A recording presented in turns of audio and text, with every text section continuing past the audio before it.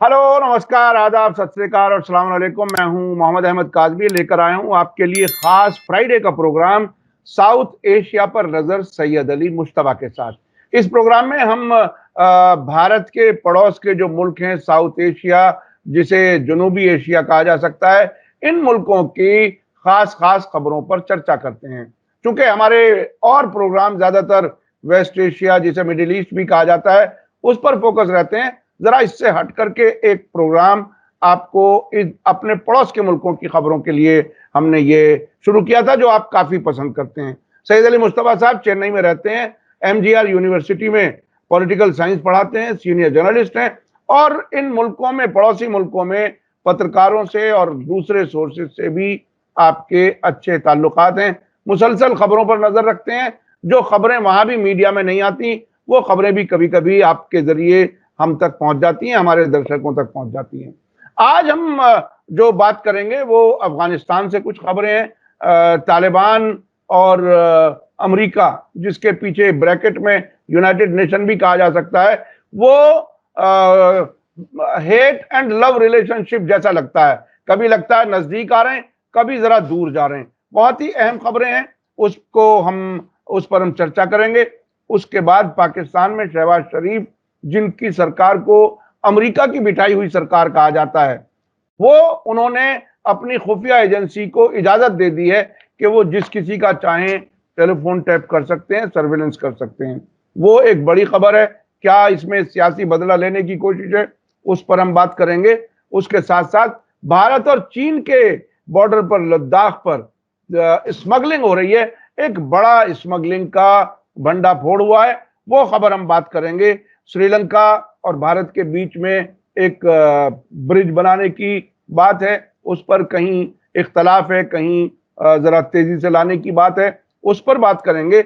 नेपाल में जो है वो सरकार बिल्कुल गिरने की तैयारियां, हो सकता है जिस वक्त आपके पास ये वीडियो पहुंचे उस वक्त तक कुछ और बात आगे बढ़ जाए, लेकिन इस वक्त क्या कुछ हालत है।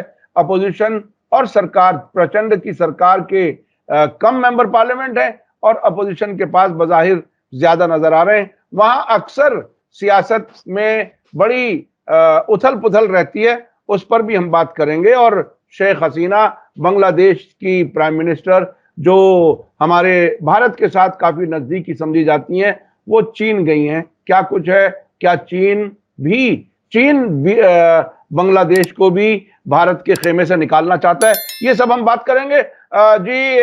जनाब सैयद अली मुश्तबा साहब, वेलकम है आपका। मीडिया स्टार वर्ल्ड को आप वक्त दे देते हैं, उसके लिए बहुत बहुत शुक्रिया।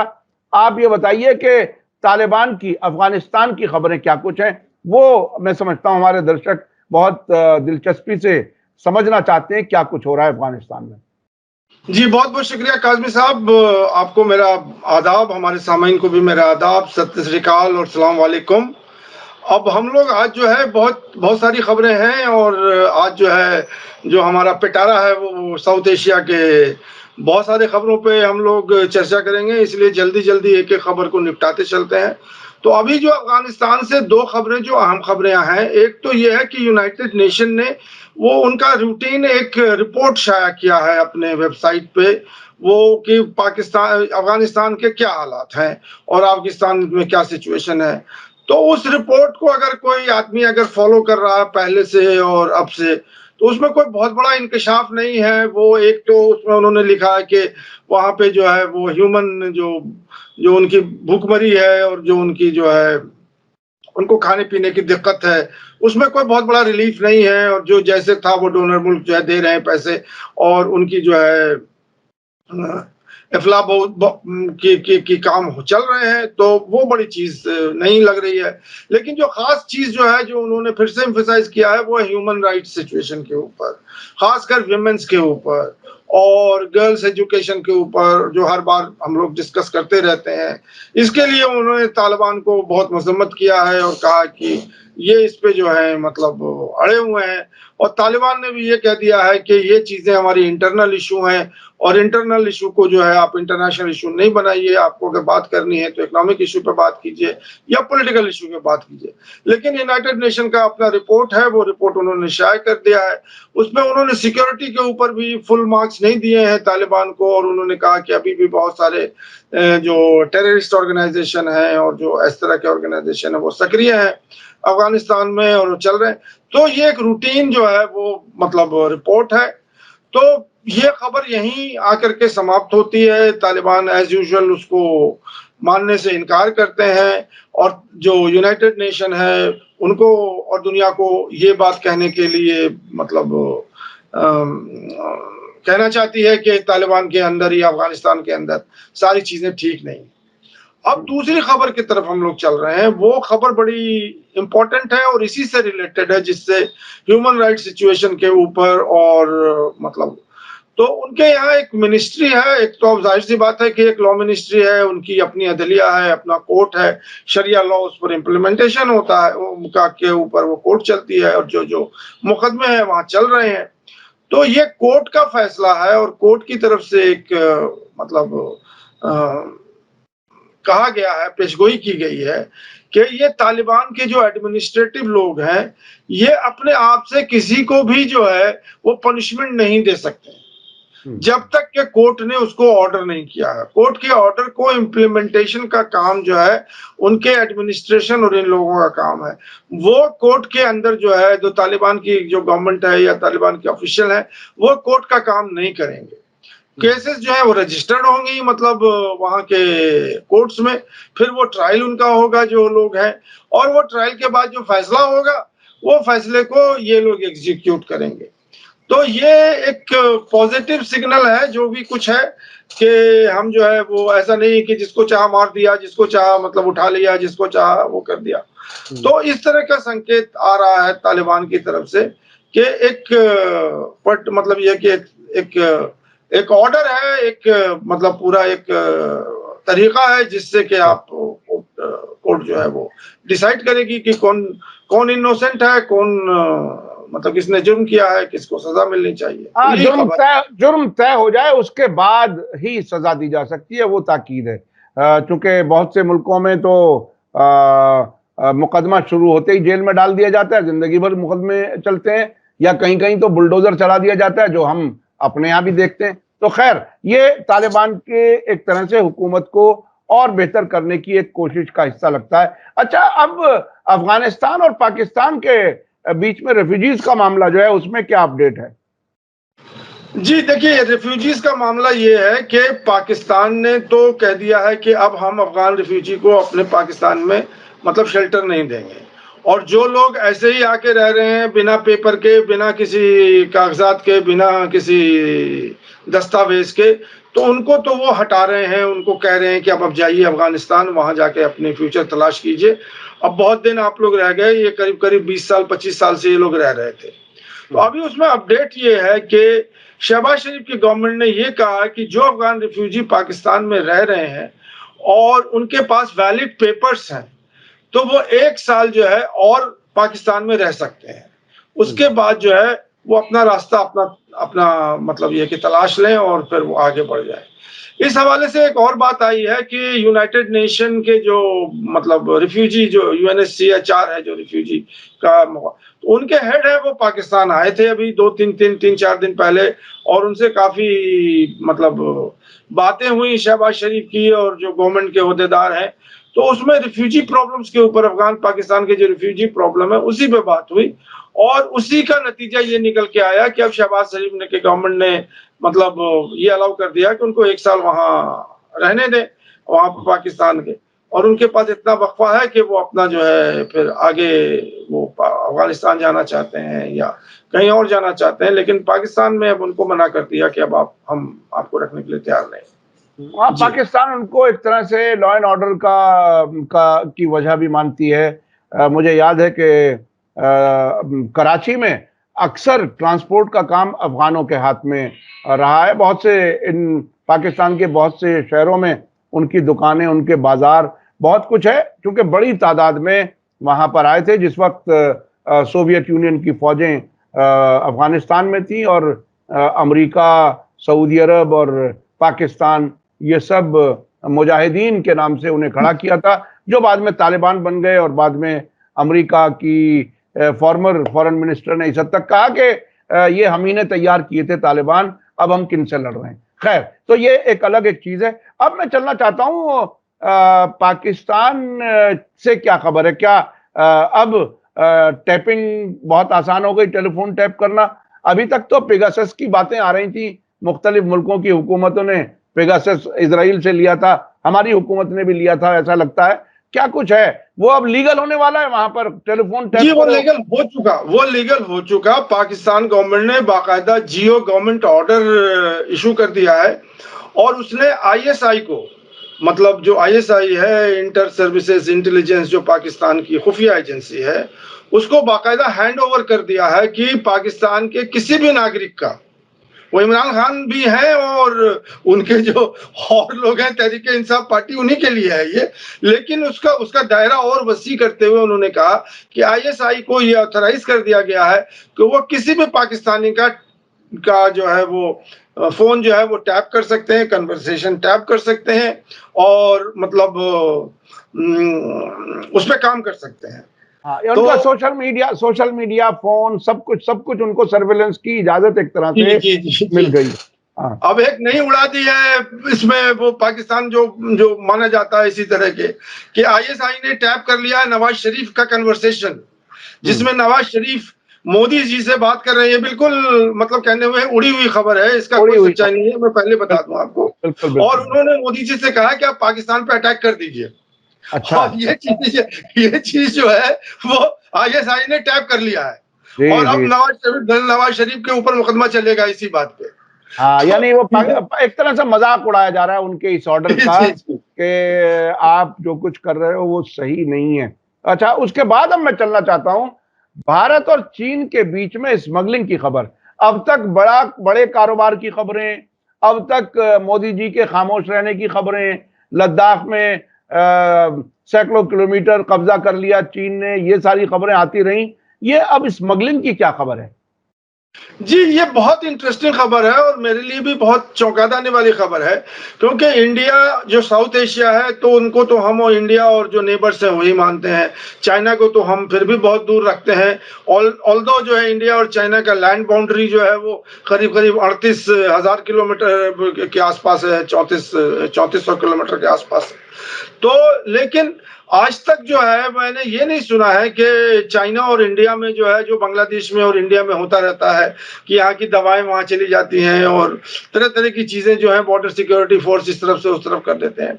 लेकिन अभी ये खबर आई है कि लद्दाख में, जो कि मतलब अभी हाईली टेंस बैटल ग्राउंड है, वहां पे सब सेक्टर नॉर्थ, जो उनका एसएस नॉर्थ, दौलत बेग ओल्डी, जहां पे इंडिया का एक मतलब वो है हवाई अड्डा है जिससे वो सियाचिन में जो है रसद लेके जाते हैं और लेके आते हैं, उसी के आसपास वो बिल्कुल समझ लीजिए कि कोराकोरम हाईवे के जो पास है या जो अक्सर चीन है उसके पास, उस जगह पे बिल्कुल डिमार्केटेड लाइन है, वहां पे कोई डिस्प्यूट नहीं है।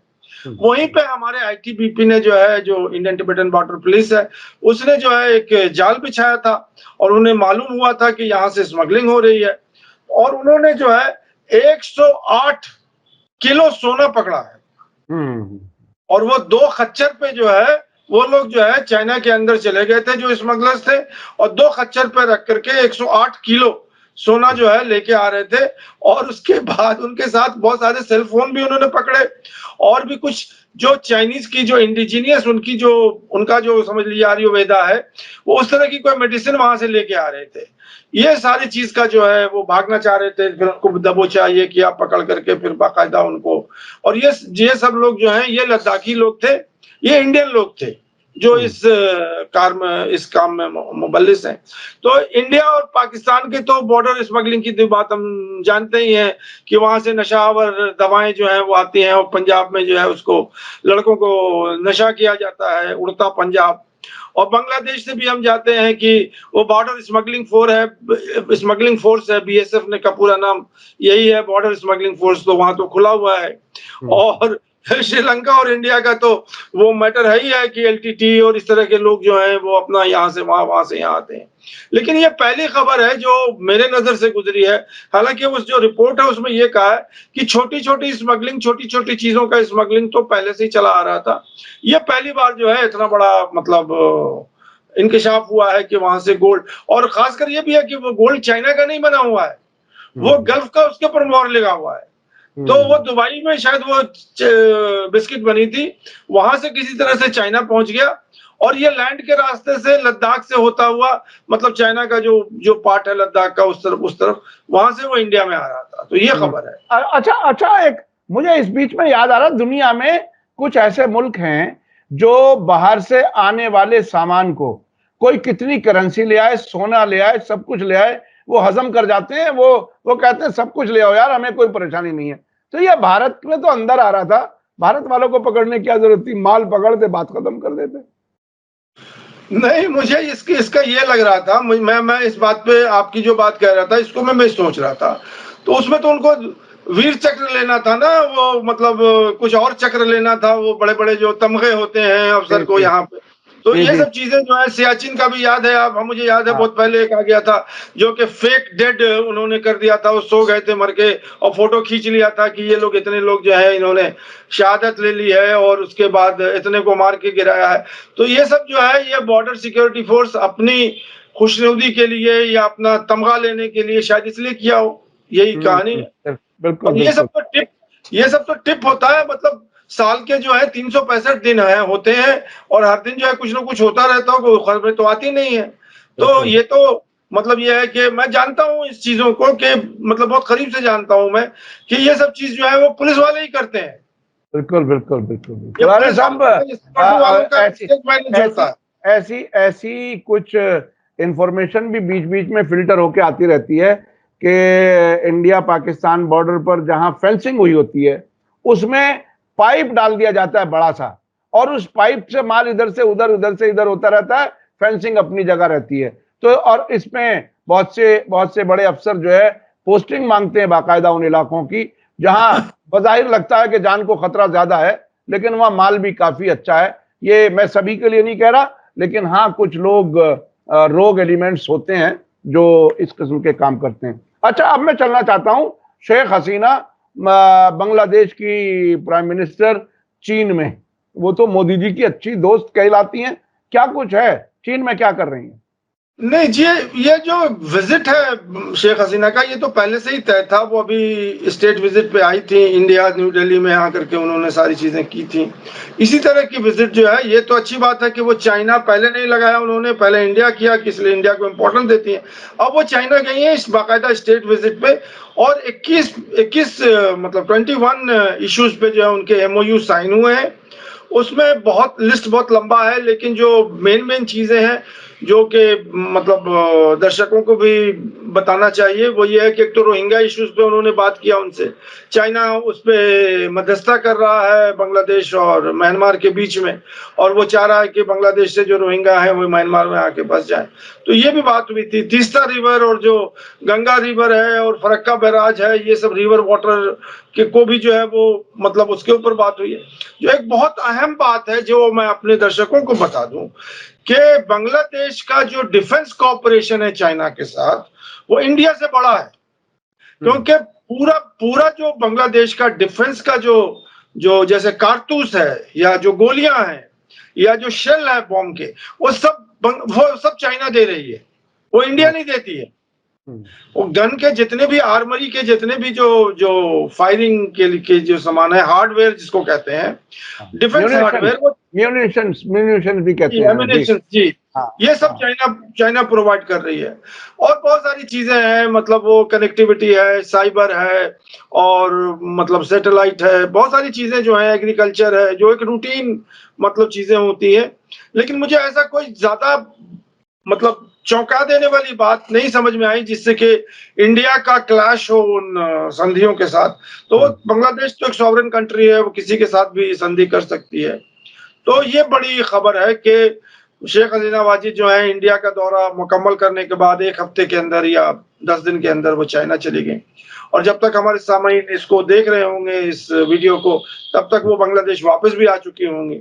उनका ट्यूसडे से 4 दिन का दौरा शुरू हुआ था। जी जी जी जी। अच्छा, नेपाल में बड़ी उथल-पुथल है। वहां कहते हैं कि गिनना मुश्किल हो जाता है कि सरकार साल में कितनी बार बदली। क्या कुछ है? अब नया क्या कुछ हुआ? सुना कहीं करप्शन का मामला था, क्या था कुछ? क्या खबरें हैं? नहीं, देखिए, ये नो कॉन्फिडेंस का मोशन है परचानंद के ऊपर।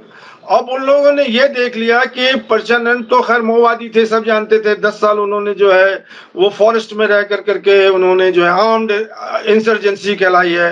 इंडिया में अगर होते तो वो भिंडरवालेन हो जाते, और अमेरिका में अगर होते तो वो ओसामा बिन लादेन हो जाते। लेकिन क्योंकि वो नेपाल में थे तो वो उन्होंने सफेद लिबास पहन लिया, और जो आर्म्ड गोरिल्ला का जो लिबास था उन्होंने छोड़ दिया। और 2006 और 2008 से वो मुस्तकिल जो है वो, मतलब ये कि जो टॉप सीट होती है, टॉप जो पोजीशन है उस पर बैठे हुए हैं वो। अब उसके बाद क्या हुआ है कि अभी तक तो मैंने तो नंबर भी गिनना बंद कर दिया है कि कितनी हुकूमत बनी, कितनी हुकूमत चली गई। आज बन जाती है, कल वो बन जाते हैं।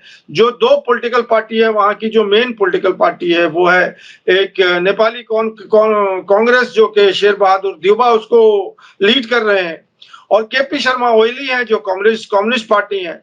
तो कभी हमारे परचानंद साहब उनके साथ मिलकर सरकार बना लेते हैं, फिर भी प्राइम मिनिस्टर रहते हैं, कभी इनके साथ बन रहे हैं। अब नेपाल में एक नया खेल हो गया है कि दोनों जो मुख्तलिफ पार्टी हैं, शेर बहादुर देउबा वो भी प्राइम मिनिस्टर एक टाइम में रह चुके हैं, ओली साहब भी प्राइम मिनिस्टर रह चुके हैं, ये दोनों मिल गए हैं और वो अब परचानंद को आउट करना चाहते हैं। और परचानंद जो है अपना डिफीट मानने के लिए तैयार नहीं है। अब ये 12 जुलाई का जो है वो डेट रखा गया है, कोई टाइम रखी गई है दिन की। तो कल जो है वो मालूम हो जाएगा कि परचानंद है या नहीं है, और वो गिर गए या बच गए। क्योंकि परचानंद इसमें भी बहुत माहिर है कि वो किसी न किसी तरह से जोड़ जाड़ करके वो अपना नंबर, मतलब 3-4 बार हो चुका है। 2023 से ही, तो 25 दिसंबर से तो वो शुरू हुआ इनका नया खेल। तो पहले वो कांग्रेस के साथ थे, फिर अब कम्युनिस्ट के साथ आ गए, फिर कांग्रेस के पास चले गए। अब उनको खत्म करने के लिए ये दोनों पार्टियां मिल गई हैं। अब इन दोनों की संख्या बहुत ज्यादा है, दोनों मिल जाएंगे तो बहुत ज्यादा हो जाएगी। परचानंद की जो मतलब हंड्रेड्स में भी नहीं है, मतलब उनकी जो अपनी पार्टी की जो ये बहुत ही इंटरेस्टिंग खेल होता है। असल में डेमोक्रेसी में जो ये मिली जुली सरकारों का खेल होता है वो बहुत ही दिलचस्प होता है। एक बार मुझे याद है, बीजेपी के जो लीडर थे महाराष्ट्र के, उन्होंने एक बार कहा, वो जो महाजन, प्रमोद महाजन, उन्होंने एक बार कहा था कि हम चीन गए और हमने बताया कि हमारी सबसे बड़ी पार्टी है, लेकिन सरकार में ये है, कांग्रेस की उन दिनों यूपीए की सरकार थी। तो ये इसी तरह से ऐसा लगता है कि नेपाल में छोटी पार्टी वाला आदमी प्राइम मिनिस्टर, और जो बड़ी पार्टियां जो हैं उनमें से कभी इधर वो पाला बदल लेता है, कभी इधर पाला बदल लेता है। लेकिन अब शायद जिसे कहते हैं ना, सेंसिस प्रिवेल, अब ये बड़ी पार्टियां एक साथ आ जाएंगी तो मुझे लगता है कि अब उनमें से कोई बनेगा। बहरहाल आने वाला वक्त बताएगा क्या कुछ होने वाला है। अच्छा, श्रीलंका, चूंकि आप चेन्नई में हैं, श्रीलंका और भारत के बीच में जमीनी पुल की बात है। एक पुल और बहुत पहले चर्चा में रहा था, जिसको रामायण और महाभारत से जोड़ा जाता था। अब ये नया पुल क्या कुछ है, जरा इसके बारे में बताइए। अच्छा, पहले जो एडम्स ब्रिज जिसको आप कह रहे हैं, जिसके बारे में आप कह रहे हैं, उसका अंग्रेजी नाम एडम्स ब्रिज है और उसका तमिल नाम है रमार सेतु। सेतु का मतलब होता है ब्रिज, और राम की जो है का वो बनाया हुआ है। तो उसके बारे में 1 मिनट बता लें कि अभी अमेरिकन सैटेलाइट से मालूम हुआ है कि वो जो है वो समुद्र के अंदर 8 फीट ऊपर, समुद्र के ऊपर से 8 फीट ऊपर जो है एक नेचुरल रॉक फॉर्मेशन है जो कि अभी एग्जिस्ट कर रहा है, जिसको ये लोग कहते हैं कि ये राम सेतु है। और उसपे वो बहुत बड़ा, मतलब वो भी हुआ था कि इसी पे जो है वो रामायण और ये वो कुछ राम जी जो है वो गए थे। तो अभी उसकी हकीकत यही है। लेकिन अभी जो नई बात जो चल रही है, या तमिलनाडु वालों के लिए नई बात नहीं है, बल्कि हिंदुस्तानियों के लिए नई बात है, या दुनिया वाले की नई बात है। श्रीलंका ने एक प्रपोजल दिया है कि कोई 30 किलोमीटर का फासला होता है तमिलनाडु के धनुषकोडी से, और तमिल मनार एक जगह है वहां श्रीलंका में, जिससे कि सिर्फ 30 किलोमीटर का फासला था, कहीं बीच बीच में 25 किलोमीटर भी लोग कह देते हैं। तो इस पर एक ब्रिज बनना चाहिए और ये ब्रिज जो है वो श्रीलंका को और इंडिया को कनेक्ट कर देगी, बिल्कुल मतलब फिजिकली जैसे एक स्टेट को दूसरे स्टेट से कनेक्ट करती है इंडिया में के अंदर। और इसमें 6 लेन का जो है वो रोडवेज होगा और ऊपर में उसके जो है रेलवेज होगा, तो यहाँ बैठे और वहां उतर जाएं और जो गुड्स वगैरह हैं वो अपना लेकर के श्रीलंका से आ जाए। तो ये ब्रिज का जो प्रपोजल है ये श्रीलंका की तरफ से है और उनकी कई गवर्नमेंट ने बहुत पहले से जो है वो इस तरह का प्रपोजल दिया हुआ है कि यहाँ इंडिया और श्रीलंका की अगर लैंड कनेक्टिविटी हो जाती है तो उससे श्रीलंका का बहुत डेवलपमेंट हो जाएगा और श्रीलंका जो है बहुत मतलब इंडिया के। लेकिन इसमें आ जाता है स्टेट गवर्नमेंट। स्टेट गवर्नमेंट के अंदर जो पॉलिटिकल पार्टी हैं, चाहे एआईडीएमके हो चाहे डीएमके जो हो, वो अपनी सिक्योरिटी का मतलब जिम्मेदारी वो सेंट्रल गवर्नमेंट को नहीं छोड़ दे सकती हैं। और सिक्योरिटी इश्यू पे हमेशा ये बात आती थी और वो जयललिता के टाइम में भी आई, तो जयललिता ने उसका बहुत सख्त अपोजिशन किया कि हम तो बनने नहीं देंगे इसको, और मतलब ये है कि ये हम एलटीटी वाले जो हैं पूरे तमिलनाडु में आके घूमना शुरू कर देंगे वो, और हम जो है उनकी सिक्योरिटी नहीं कर सकते हैं। तो ये हमेशा से अपोज किया हुआ है।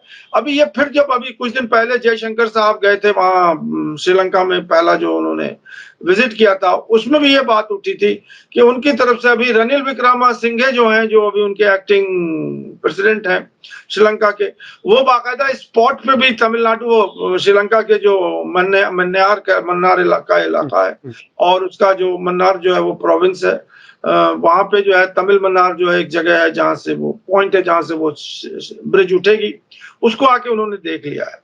तो ये बातें जो है वो चल रही हैं, लेकिन अभी उस पर ना ही सेंट्रल गवर्नमेंट ने कोई हामी भरी है, कोई संधि की है, और ना ही स्टेट गवर्नमेंट उस पे मुहर लगाया है।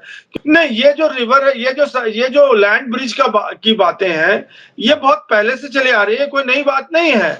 और श्रीलंका प्रेस कर रहा है कि मतलब आप ये कर दिए, और दिल्ली का शायद दिल बना हुआ है कि वो इस तरह का काम कर सके, इसलिए कि श्रीलंका में बढ़ते हुए जो चाइनीज इम्प्रिंट है उनको न्यूट्रलाइज करने के लिए दिल्ली के लिए ये बहुत अच्छा अवसर है, अच्छा मौका है कि वो अगर लैंड कनेक्टिविटी बना ले तो फिर तो चाइना कुछ भी कर सकता है। चाइना का तो बहुत बड़ा फासला है श्रीलंका के साथ, लेकिन मुझे नहीं लगता है कि तमिलनाडु इस पे एग्री करेगी और तमिलनाडु को इससे कोई बहुत बड़ा फायदा होने वाला है। और इसके साथ साथ एक चीज और की बड़ी चर्चा चल रही है अभी वो दिल्ली और श्रीलंका के बीच में, वो ये है कि जो अडानी का जो ग्रीन विंड एनर्जी प्रोजेक्ट है, तो वो उसको भी कनेक्ट करना चाहते हैं भारत से, कि वहां से जो विंड से जो एनर्जी बनेगी वो इंडिया आ जाएगी। तो ये दोनों चीजें जो हैं ये बड़ी खबरें हैं जो कि इंडिया और श्रीलंका के मतलब बढ़ते हुए संबंध को बनाना चाहती हैं और वो करना चाहती हैं। अब एक खबर और भी अभी मेरे दिमाग में आ रहा है जो कि इसी संदर्भ में है। वो श्रीलंका ने जो है वो एक मोरेटोरियम लगा दिया था चाइना के ऊपर कि उनका कोई रिसर्च शिप जो है वो 1 साल तक जो है वो श्रीलंका में नहीं आएगा। अब उसको उन्होंने हटा दिया। वो जाहिर सी बात है कि चाइनीज प्रेशर पे अब उन्होंने अलाउ कर दिया है कि कोई भी शिप आ सकता है, आकर के वो वहां डॉक कर सकता है, चाइना के शिप आ सकता है। तो ये सब चीजें चल रही हैं जो कि एक दूसरे से लिंक्ड भी है, और अगर आप उसमें कुछ उसका माने निकालना चाहते हैं तो वो माने भी आप निकाल सकते हैं कि श्रीलंका जो है बहुत ही इंटरेस्टिंग है, बहुत ही इंटरेस्टिंग है। पिछली बार शायद हमने डिस्कस किया था कि चीन के जहाजों ने जो वहां रिसर्च की है उसमें कहीं इंडियन ओशन में एक ऐसा मेटल जो बैटरी बनाने में काम आता है वो मिल रहा है, और उससे शायद भारत उसमें हिस्सा लेना चाहता है। वो एक अलग, चूंकि जितनी रिसर्च होगी नेचुरल रिसोर्सेज भी उतनी ही आएंगी, लेकिन साथ साथ फौजी खतरा भी उतना ही आएगा। ये बात बहुत ही अहम है। आप हमें वक्त दे देते हैं उसके लिए बहुत बहुत शुक्रिया। मैं अपने दर्शकों को बताना चाहता हूं कि एक ही प्रोग्राम में, एक ही शो में सारे मुल्कों की खबरें साउथ एशिया की इस प्रोग्राम में होती हैं और उसको आप काफी पसंद करते हैं। मुझे उम्मीद है आज का वीडियो भी आपको पसंद आया होगा। आपकी क्या राय है इस वीडियो के बारे में कमेंट्स में जरूर लिखें। इसी के साथ मुझे दीजिए इजाजत। धन्यवाद, शुक्रिया। जय भारत, जय हिंद। मीडिया स्टार वर्ल्ड के और वीडियो देखने के लिए हमारे चैनल को सब्सक्राइब करें और सीधे नोटिफिकेशन पाने के लिए बेल आइकन दबाएं। और अगर हमारी खबर सच्ची और अच्छी लगे तो अपने व्हाट्सएप, इंस्टाग्राम, फेसबुक और ट्विटर अकाउंट पर जरूर शेयर करें।